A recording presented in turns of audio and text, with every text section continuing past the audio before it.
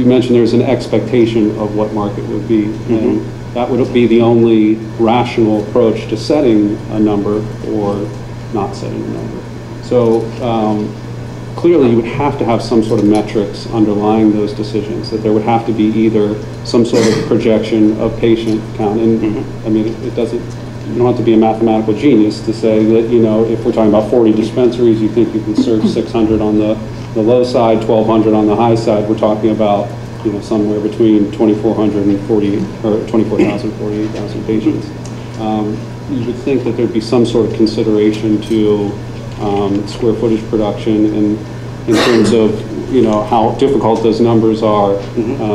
Yield per square foot or yield per plant, these are not difficult numbers. They're industry standards. I'm sure you're expert at those type of numbers. And I think for my constituency, part of what the concern has been is a lack of transparency on what those numbers are, what those metrics are, particularly when we're starting to see triggers in here based on demand, based on patient population. If those things weren't being conceived of as you're drafting the statute, that's almost a greater concern. And so I know in trying to face my constituency, I have not been able to deliver those answers for them, and I know we're hoping that we may be able to get those today. Yes. And I'll address that first before some of your comments. And so, similar to the 90-day supply conversation, I understand it's important to have those numbers, and we can work to get you that well in advance of when they go to CSI through the JCAR process. However, a couple things. I don't think it's rare within cannabis legislation to have some type of production control. So, in other states, we see a per plant based on the patients that's registered with the dispensary. We see canopy limitations. So this is rare in that Ohio is one of the first to do a square footage, but in my opinion, in the opinion of the program, that allows for the businesses to have more flexibility. We removed the 75% threshold for flowering stage. So now the businesses can use whatever they see fit for the flowering stage. And so we remove things, we increase the square footage, and so that goes directly to your question. And so we looked at the 6 programs that have implemented since 2012 and are kind of tracking, requesting that information to see how quickly has the patient number jumped. What do those percentages look like?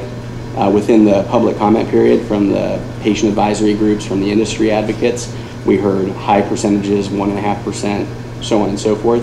And they had some of the mechanisms to project it would take X thousand square footage of cultivation space to get there. And with this expansion, with the increase in square footage, they would even be able to meet those very, what appear to be high numbers. So the flexibility is certainly there. Getting to your point about a specific number that we considered, we can address that and get you the information you need, but I can tell you that this was not built with a specific number in mind. Can I follow up? Absolutely. So, I think part of the concern is that, if you don't know what that 90-day supply is, right, it's almost impossible to say that you're going to meet those yield per square foot based on, even if you don't have a patient population that you're considering. I mean, those are critical variables to be able to make those determinations. And then the second thing I'll say is that if you're increasing the smaller units from 6 to 12, even if you're doubling that square footage, what you've done is made your largest increases to that particular unit that's incapable of taking advantage of the economies of scale that actually would eventuate in larger production to meet the demand. So I mean, again, you don't have to be an economist to see that you've basically arrived at a greater square footage space, but you've done it on the backs of far less productive units. And so that's the concern, is that the numbers are fudged a little bit because you've gotten to a higher total square footage, but you've done it by the largest increase to the most unproductive units. And when you say far less productive units, you're referring to the level 2? Yeah, oh yes. I mean, the economies of scale that are at play in cannabis cultivation, or any farming for that matter, are the efficiencies are obtained taking advantage of the economies of scale that be represented in the level 1 grows. So the increases that have been made are largely on the backs of the level 2s, which are not going to be nearly as productive of entities. Well, there were other considerations around the level 2 cultivators, and one of the considerations was to encourage the development of cultivation by Ohio-based companies.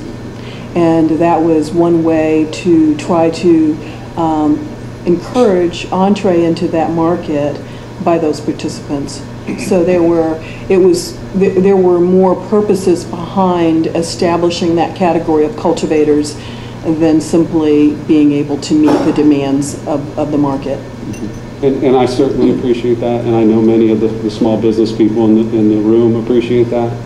My constituency is the patients, and so my concern is the same thing is going to show up in the concerns as the rules were drafted previously, is that I don't know that we've met the type of economies of scale that are going to reduce the price per patient.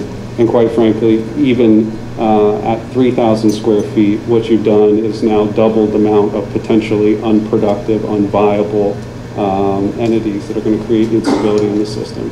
With an additional 225,000 square footage production capability of the level ones that, due to economies of scale, should be able to meet that demand. And that's a pretty significant square footage increase. And that would be much easier to placate my constituency if we knew what those numbers were. Okay. And hence, my concern. And I appreciate you hearing me out. Yeah. Yep. Okay, other comments around the recent revisions? Thanks, Justin. You're still on, however, because we're going to roll right into the seed to sale system. And so we're going to talk about the state inventory tracking system, which is known in the industry as seed to sale. It deals with chain of custody and those elements. So happy to hear how that's progressing. Absolutely. And this will be a quick update, but I'm happy to field questions on this as well. Going back to when the program became effective, one of the first priorities we had was sitting down with the larger program, meeting with DAS and starting to identify the process from the very beginning all the way to when the marijuana would be in the hands of the patient. And so we kind of established the process flows, the requirements, and what we would need to see to meet the requirements of 379607, which touches on the electronic tracking system. After we did that, we had those internal discussions and we went through kind of the process. We held competitive dialogues with vendors that responded to it and that have a solution out there for seed to sale. Some that are used in other states, others that have a solution that they feel can be a successful model and for seed to sale purposes. And we held those conversations in August and September of this year. From there, we went on and we looked at, based on what we saw within the different options available, we kind of fine-tuned the requirements and developed those with DAS, with the program overall. And what will result will be the RFP for this system, and that will be released in the upcoming weeks and then follow the state procurement laws and the state procurement process. So that's where we are right now with that. If there are specific questions, I'm happy to answer them to the best of my ability or get the information that's needed to answer the question. Questions from the committee around the seed to sale inventory tracking? I've got just one, just a general inquiry. So once the state receives an RFP, generally speaking, what type of time frame are we looking to turn that around before an award is made? Mm-hmm. That's a good question. I wish I had all the dates in front of me right now. But I can tell you that we have a plan to have it implemented well in advance of that effective date, just understanding that some cultivators may be up and have their certificate of operation well in advance. So that information is available. I think the best way to probably communicate that schedule when the RFP goes out is through the website, and then it'll be in that RFP. Okay, perfect. Other questions on on the seed to sale?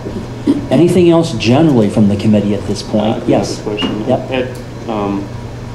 At what point does this, between the cultivators and the processors and dispensaries, at what point is it no longer an agriculture product and is then considered a pharmaceutical? Because on the ag side, there's agriculture has an exemption for the Sherman Antitrust Act. Yep. Price fixing. At what point, or is that not subject? And that's a good question. One of the things from a cultivator standpoint that we had to look at is whether the building standards in the state of Ohio would apply, because arguably it is agriculture. And we found language that suggested it would not, and that would apply. So to your question about the antitrust exemption, we would need to give that additional thought and consideration. It would have to be somewhere between the cultivator and processing of the product, but I'm not sure I have a specific answer, but it's a great point. And also in the labeling, you were talking about smaller, that is also a niche market, just like organic is. Whether you walk into Giant Eagle or Walmart or whatever, they always have a local section. They always buy local, it's buy Ohio, buy whatever, and that is, some people pay a premium for a premium product, just like organic or local, and then they're also at the industrial growers also. So you may only have to have 3,000 square feet if you're getting an additional 25% for your product, because it's grown in this specific, you propagate it this way.